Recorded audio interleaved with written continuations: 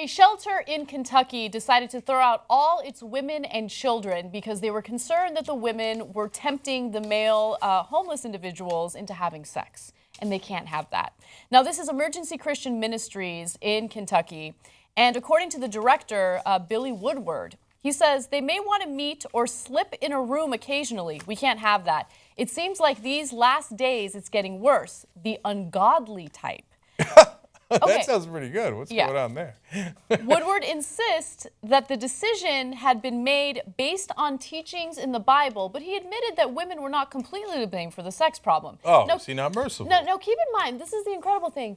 They decided to kick out the women and the children. Look, I don't think they should have kicked out anyone. So if you think I'm making an argument that they should have gotten rid of the men, then that's not the argument I'm making.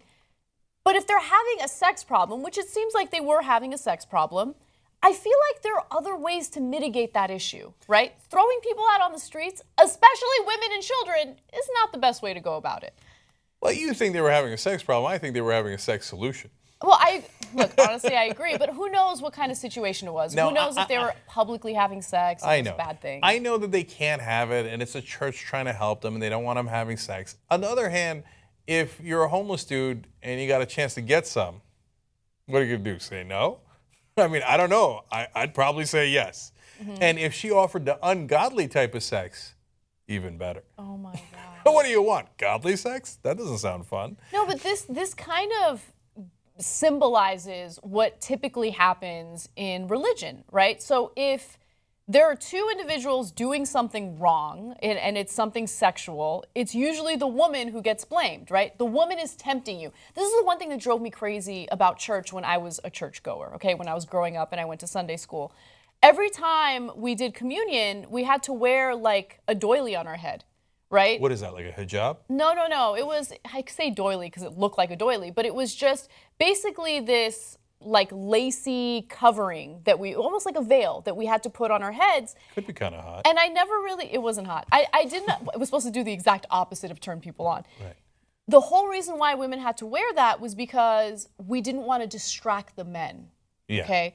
And so it's insulting on so many different levels because it places the onus on the woman, right? Mm-hmm. By the way, I was a kid at that time, right? So if men are like salivating over me as I'm a kid, then we got some issues. No, it would be your fault.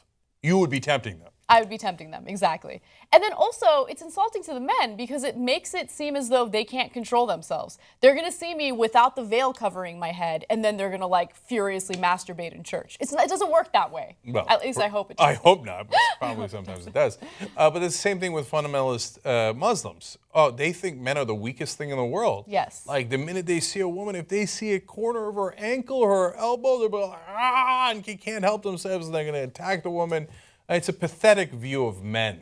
But in this case, if it takes two to tango, I mean, he said it himself. That's the last graphic there. He said, it takes two to do that, referring to sex. That's sure exactly right. Well, sometimes more. And he says, we are not biased or prejudiced whatsoever. Well, that's literally not true because you made a decision to kick out the women and children instead of the men. Why? Because it is the biblical view of, Adam and Eve. The woman tempts the man. Mm-hmm. It's her fault. Now, the poor guy, what could he do? I'm sure he was just sitting there, and these ungodly types came in and were like, ooh, you want to have sex? Men were like, golly gee, normally I'm not into sex, but now that you've tempted me, okay. Yeah. There's some chance that men were slightly more willing participants. Finally, he also said this. If they'd done it right, it would be fine. But, they go overboard with it. I don't know what that means. But I kind of want to find out. There's some apparently ungodly types going overboard with sex there.